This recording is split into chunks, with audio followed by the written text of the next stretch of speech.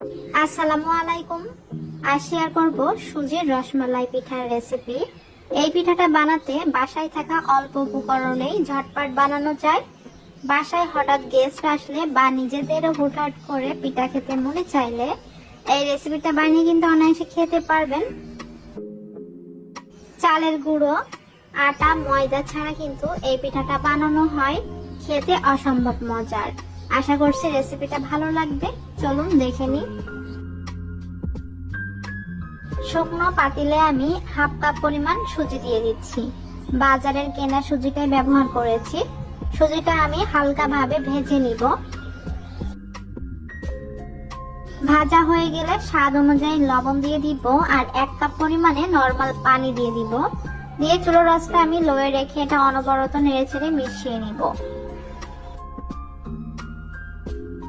যতটুকু পরিমাণে সুজি দিবেন তার ডাবল পরিমাণে পানি বা লিকুইড দুধও দিয়ে দিতে পারবেন।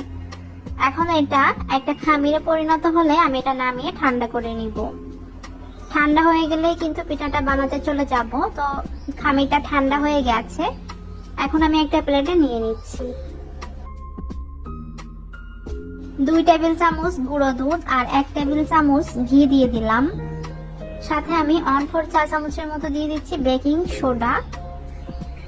দিয়ে এখন এই উপকরণগুলো হাত দিয়ে ভালোভাবে মেখে নিতে হবে।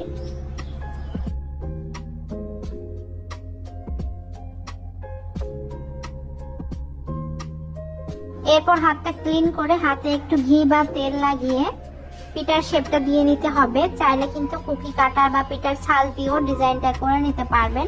আমি সহজ এবং শর্টকাট এই ডিজাইন আসলে গোল করেই নিচ্ছি।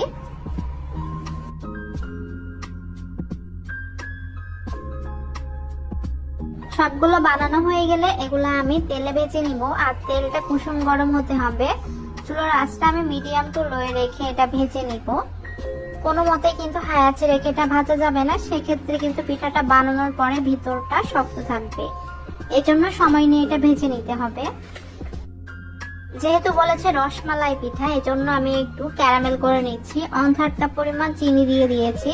ক্যারামেল কালার চলে আসে এর মাঝে আমি 2 টেবিল চামচের মতো পানি দিয়ে এরপর এখানে আমি 1.5 কাপ পরিমাণ লিকুইড দুধ দিয়ে দিব।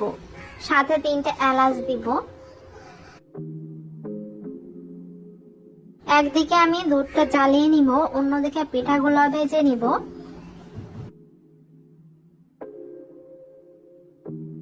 উল্টে পাল্টে পিঠাটার কালার চলে আসে এটা কিন্তু নামিয়ে ফেলতে হবে। আর এর মাঝে দুধে আমি একটু লবণও দিয়ে দিয়েছি।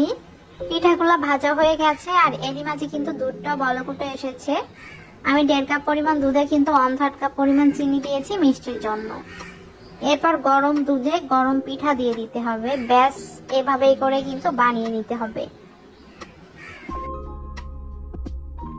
পিঠাগুলো দেওয়ার পরে আমি চুলাটা বন্ধ করে ঢাকনা দিয়ে ঢেকে দুধটা ঠান্ডা হয়ে যাওয়া পর্যন্ত অপেক্ষা করব।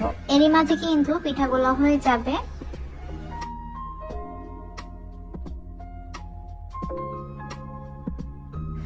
এই পিঠা বানানো কিন্তু একদমই সহজ আর খেতে কিন্তু অসম্ভব মজার।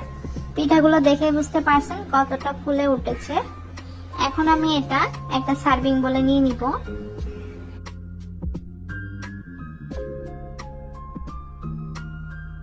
যে কোনো অনুষ্ঠান কিংবা নিজেদের পিঠা খেতে মনে চাইলে বা ঈদের সময়ও এই ধরনের পিঠাগুলা কিন্তু বানিয়ে পরিবেশন করতে পারবেন। রেসিপি ভালো লাগলে ভিডিওতে লাইক এবং শেয়ার করতে ভুলবেন না। আর আমার ফেসবুক পেজে যারা এখনো ফলো দেননি প্লিজ ফলো দিয়ে রাখবেন। আর ইউটিউব চ্যানেলটা যারা এখনো সাবস্ক্রাইব করেননি প্লিজ সাবস্ক্রাইব করবেন। এখন আমি পিঠাটা কেটে শেয়ার করব। ভিতরটা কতটা রসালো হয়েছে দেখে বুঝতে পারবেন।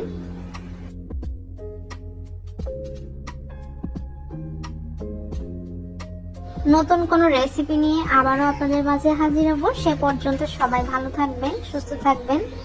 আমাদের